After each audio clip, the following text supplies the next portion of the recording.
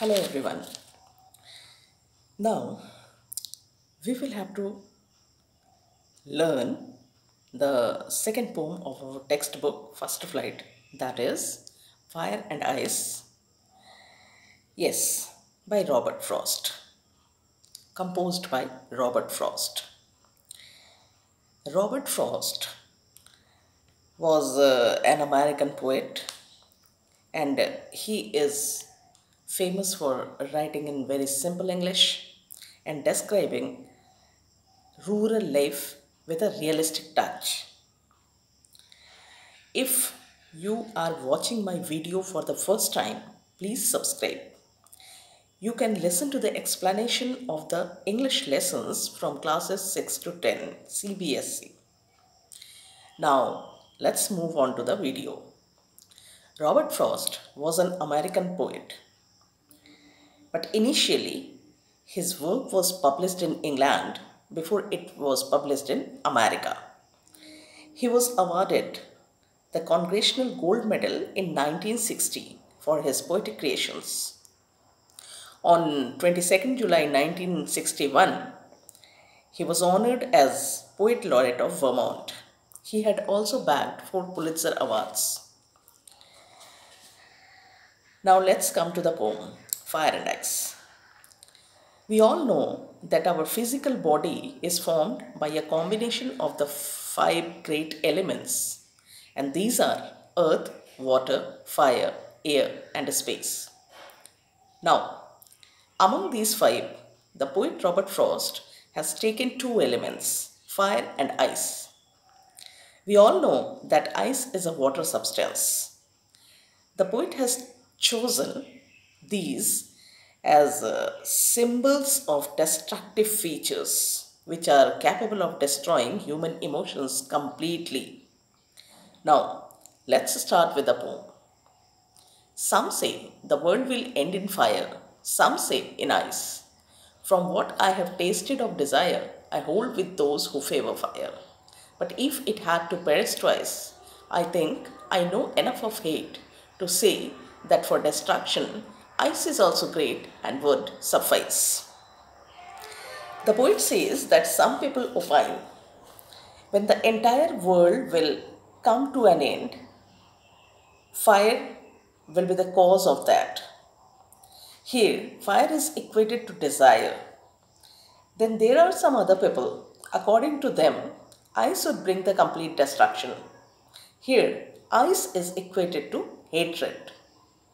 So far as the poet's own opinion is concerned, he says that according to his own experience, he is quite certain that fire would be the cause for destruction. Actually, here the poet wants to convey the message that we must have a control over our desires. Generally, it does not happen. So, one desire gives birth to another, and thus a whole chain is created, which goes on and on and on. In spite of being aware of it, human beings do not pay attention. They don't be alert, and they go on wasting their precious life days in satisfying and fulfilling one desire after the other. Desires never end, and ultimately, the man with his unfulfilled desires meets his end.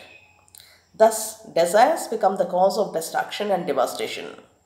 And then, in the second stanza, the poet says that in case some part of the world will exist even after the destruction wrought by the fire, it will be completed by ice. If there is a need to bring destruction for the second time, ice is capable enough to do so. The poet here has taken ice as a symbol for hatred.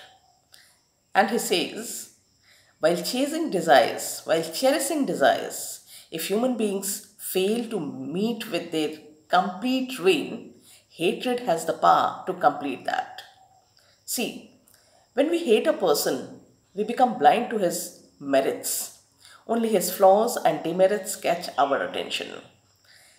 At that juncture, our main aim is to bring complete havoc on that fellow. And suppose this feeling of hatred takes root in all human beings, what will happen?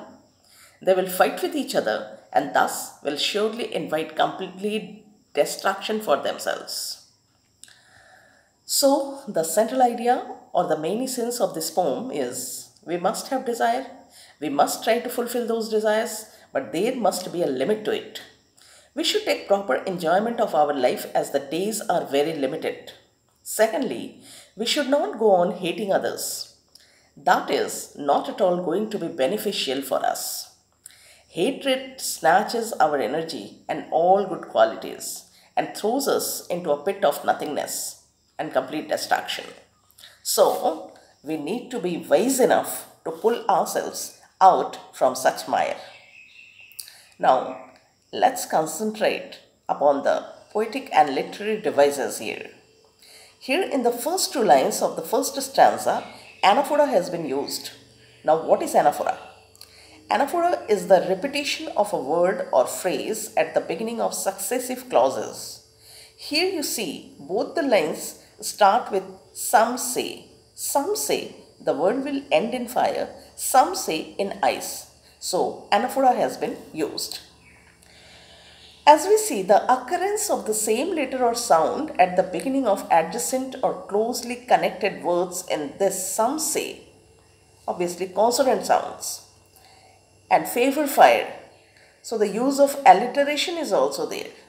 Thus, the repetition of consonant sounds at the beginning of adjacent or closely connected words create the use of alliteration.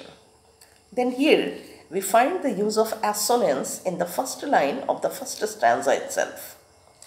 Some say the world will end in fire, and also in I hold with those who favor fire.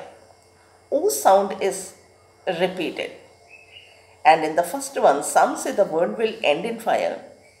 I, will, in E sound is repeated. In the second stanza, three lines are continuing without any punctuation. I think I know enough of hate to say that for destruction, ice is also great. So here, enjambment has been used. Now, what is enjambment? Enjambment in a verse is the continuation of a sentence without a pause beyond the end of a line, couplet, or a stanza. Imagery is also there in world will end in fire, as while reading this line, the image of the world's ending in fire is being formed in our mind. And last but not the least, symbols are there, fire and ice, which represent desire and hatred. Now the rhyme scheme. The first stanza consists of 4 lines and the rhyme scheme is fire, ice, desire, fire. So, fire, desire, fire, ice. Rhyme scheme is A, B, A, A. Fire, desire, fire. Ice sounds different. So let's take the letter B for ice. The second stanza has 5 lines and the last words of each line are twice, hate, ice, great, suffice. So let us take the letter A for twice, ice, suffice, and letter B for hate, great. So the rhyme scheme here is A, B, A, B, A. Thank you.